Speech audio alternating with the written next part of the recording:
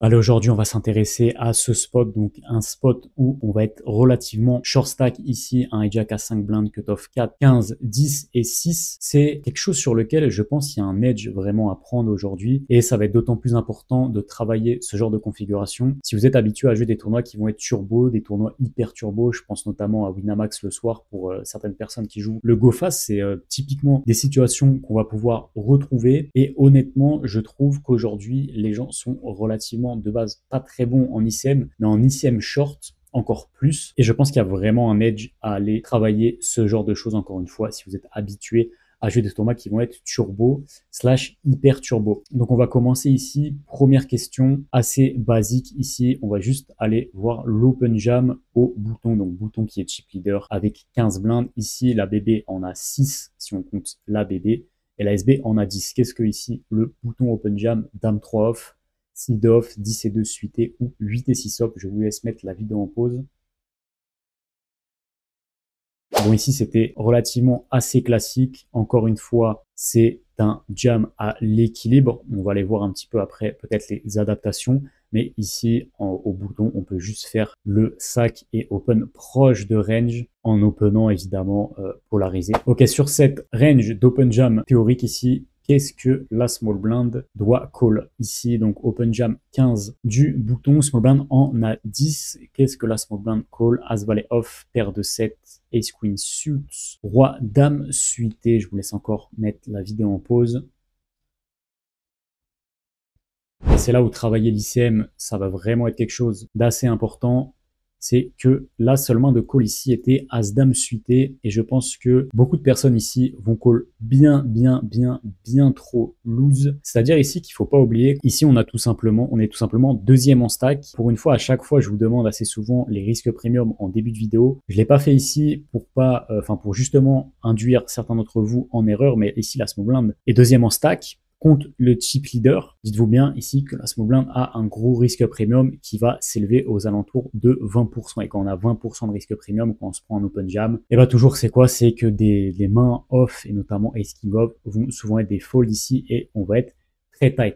Donc c'est pour ça qu'il y a vraiment un edge à prendre en ICM short, c'est que de manière générale, les gens vont être beaucoup trop loose. Donc voilà ici maintenant les risques premium et vous pouvez voir que la small blind contre le bouton approche de 20% de risque premium. Et donc c'est pas parce qu'on est short qu'on a moins de risque premium, il faut tout simplement aller voir les multiples. Si ici on multiplie par 10 et que je vous dis que le bouton a 150 blindes, que la small blind en a 100, 60, 40 et 50, évidemment que pour certains d'entre vous, c'est plus évident de comprendre que la small blind n'a pas envie d'aller jouer un énorme pot contre le bouton.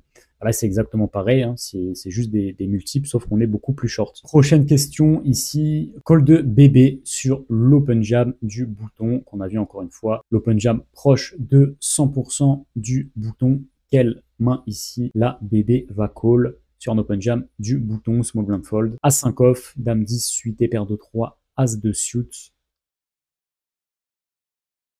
Et ici pour BB, la range ressemble à ça. Donc évidemment, BB, moins de risque premium, des meilleurs odds car il est tout simplement en BB, il complète l'action. Ici, on va pouvoir call quand même de manière beaucoup plus loose, évidemment, que la small blind. Donc As-3 off en bottom, As de suit, paire de 5, évidemment, même si on est short, les PP, quand on a un risque premium, ne sont rarement des très bons calls, tout simplement. Pourquoi? Parce qu'on va avoir deux overcards assez souvent contre nous. Donc même si on a un petit risque premium, deux overcards comme une pocket pair, ça ne performe pas très bien. Ok, on est toujours sur le même spot. Open jam du bouton chip leader, read jam de la small blind.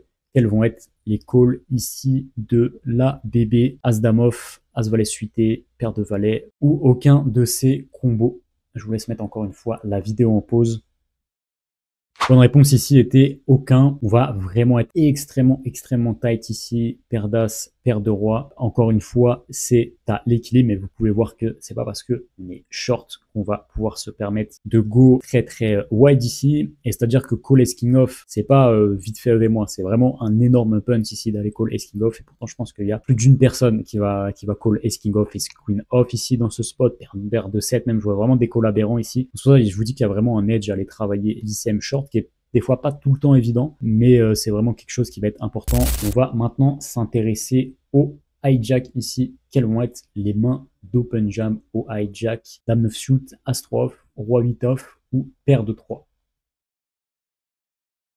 Alors peut-être que les questions précédentes vous a un peu induit en erreur et faites-vous que vous allez être trop tight. Le fait ici, c'est que on peut quand même se permettre d'open jam de manière assez ok ici, tout simplement pourquoi? Parce que ok, on a un risque premium sur la tête qui est pas non plus extrêmement élevé, mais dans l'open jam, on va toujours pouvoir être beaucoup plus loose que dans le call, tout simplement. Pourquoi? Parce que en open jammant ici, eh ben, on met la pression à cutoff. Small blind ne peut pas vraiment trop se permettre de call puisque ça l'impacte et il a quand même un risque premium non négligeable contre hijack. Et la big blind, pareil, à 6 big blind, le hijack lui met un risque premium. Donc on peut quand même se permettre d'open jam de manière assez large ici. Ok, prochaine question. Jam de hijack, donc on vient de voir la range. Call de cutoff ici, As-7 suit, paire de 5, roi dame suité ou As-10 off. Bonne réponse ici était que Ace 10 off et on doit quand même être relativement tight ici. On peut pas se permettre d'aller vraiment énormément call parce qu'on a quand même, on est à 4 blindes, mais on a quand même un risque premium sur la tête. On a 3 ranges qui vont être live encore derrière et on a un range du hijack qui a 5 blindes, mais qui a un 5 blindes avec un risque premium et donc on peut pas vraiment se permettre d'aller call très wide ici et je pense voir trop de call, probablement de pocket pair ici, d'As-6 suité. Je pense qu'il y a trop de gens qui vont peut-être aller call les As-5, As-4 suit, As-7 suit, du roi dame off, du roi dame suité. Ici, on se doit quand même d'être un minimum tight, même en étant short stack. Prochaine question, toujours le même spot, jam hijack. On a un call du cutoff. BU qui est chip leader ici. Quelle main le chip leader va se permettre de pouvoir rejam ici? Donc jam hijack, call cutoff. Qu'est-ce que le chip leader au bouton va pouvoir se permettre de rejam? Ace-jack off, ace-queen off, paire de 7, roi-dame suité. La bonne réponse c'était que As-Dame suit. Alors ici, le bouton et chip leader a un risque premium qui va être très faible contre le cutoff et contre le hijack, mais tout simplement que les ranges vont être trop strong, notamment celle du cutoff de rejam. Et donc le chip leader, même s'il est chip leader, même s'il ne bosse pas quand il perd le coup à tapis, le CL ne va pas pouvoir se permettre d'aller call des mains très wide ici, tout simplement dû à la range strong de cutoff. Et ici, encore une fois, je pense voir trop de personnes qui vont revenir rejam, Ace-Jack off, Ace-Queen off, des mains qui vont venir suiter ici, probablement des Queen-Jack suit, As-9 suit. Pas oublier que le cutoff ici a une range de call qui va être très très dense. Donc le chip leader ne peut pas se permettre de forcément playback l'open jam et le call. Et dernière question de ce quiz ici, jam hijack, call cutoff. Qu'est-ce que la BB va pouvoir venir call ici? Donc jam hijack, on a encore le call de cutoff. Qu'est-ce que la BB va pouvoir call ici? On a vu le chip leader, la range de call du chip leader qui était quand même assez tight ici. Qu'est-ce que la BB va pouvoir call ici? As-Valet suité, As-Dame off, paire de 7 ou Roi-Dame off. Et là, on a quelque chose qui peut peut-être paraître un petit peu bizarre, c'est qu'on a vu le chip leader qui foldait quand même de manière non négligeable. Et là, on a une BB qui est short, qui a un gros risque premium contre le hijack, contre le cutoff, mais une BB qui peut quand même aller call un peu plus que le chip leader. Bon, premièrement, c'est dû à quoi? C'est dû tout simplement à qui ferme l'action, où il n'y a plus de range live derrière. C'est qu'il a plus d'odds car il est en BB. Mais c'est aussi qu'il y a quelque chose qui va se passer ici. C'est qu'on pourrait réfléchir à se dire, ok, si je fold, il y a assez souvent quelqu'un qui va bust. Mais en fait, le truc ici, c'est qu'on a pour nous, de manière générale, des scénarios qui vont être assez bons. C'est là où des fois, l'ICM peut paraître un petit peu spécial et surtout l'ICM short. Mais c'est-à-dire ici que, je rappelle, hein, BB a 6 big blind si on compte la BB. Donc c'est-à-dire que déjà ici, même si la big blind perd contre les deux, il ne buste pas. Mais il y a quelque chose, c'est que pour que BB ici ne prenne pas de palier, il faut vraiment qu'il run dans le pire scénario. C'est-à-dire que ici, en fait, Big Blind, en collant ce spot, il va souvent prendre un palier. Pour qu'il ne prenne pas de palier, il faudrait que Big Blind perde contre un des deux et que Cutoff gagne sur hijack. Dans ce cas, c'est le pire scénario et il n'y a pas vraiment de bust. Mais de manière générale, ce qui va se passer, assez souvent, le hijack, par exemple, peut gagner contre le Cutoff et on peut perdre contre le hijack, mais le Cutoff va buster. Donc en fait, c'est-à-dire que, ok, on va partir à tapis, il va nous rester une blinde derrière, mais on aura quand même un bust. Assez souvent, dans le coup, c'est-à-dire que on va par exemple pouvoir gagner contre hijack, mais perdre contre cutoff. Qu'est-ce qui va se passer? Le hijack va bust, on va descendre en stack, mais on aura pris un palier. Et donc de manière générale, on va avoir des scénarios qui vont être assez favorables ici. C'est que en collant, assez souvent, on va tout simplement prendre un palier, même si on descend en stack. C'est pour ça ici qu'on peut se permettre de ne pas forcément être super tight, parce qu'on a tout simplement un intérêt à venir buster un des deux joueurs. Et si vous voulez, c'est pas comme un scénario comme tout à l'heure où il y a jam du BU, call de small blind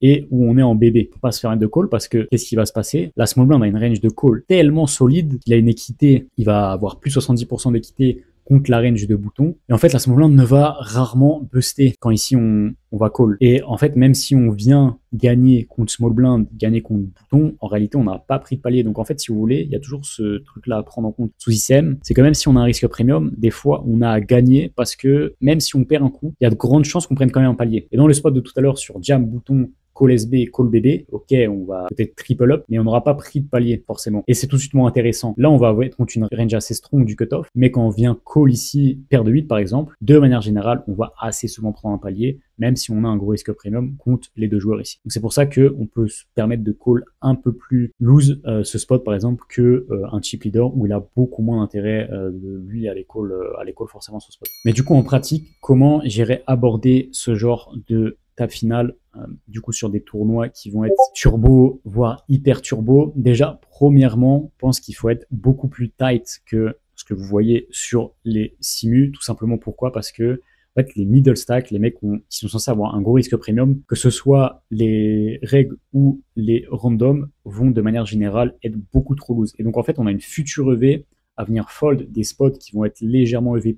Pourquoi? Parce que demain d'après, on va pouvoir voir un énorme punt du middle stack qui va tout simplement call une main qu'il n'est pas censé call. Et quand vous avez une pression et que un ou deux joueurs en face font une erreur ICM, bah tout simplement, vous, qu'est-ce que ça va faire en fait? Ils vont venir donner de l'argent à toute la table. Et donc, je vous conseillerais ici de tout simplement être beaucoup plus tight, que ce soit dans les ranges de call, si vous prenez un jam, ou même dans vos open jam, tout simplement parce que, ok, le bouton ici peut jam range, parce que la small blind est censée rien call, et la BB est très tight. Si la small blind ici ne call ne serait-ce que 12% de sa range, évidemment que le bouton ne va pas pouvoir jam range, ça sera totalement un punt ici d'aller jam une main tout à l'heure qu'on a vu comme 8 et 6 off. Donc de manière générale, je vous indiquerai d'être beaucoup plus tight dans ce genre de table finale, parce que vous avez vraiment une future EV à ce que vos adversaires fassent des punts, et à vous donner de l'argent indirectement.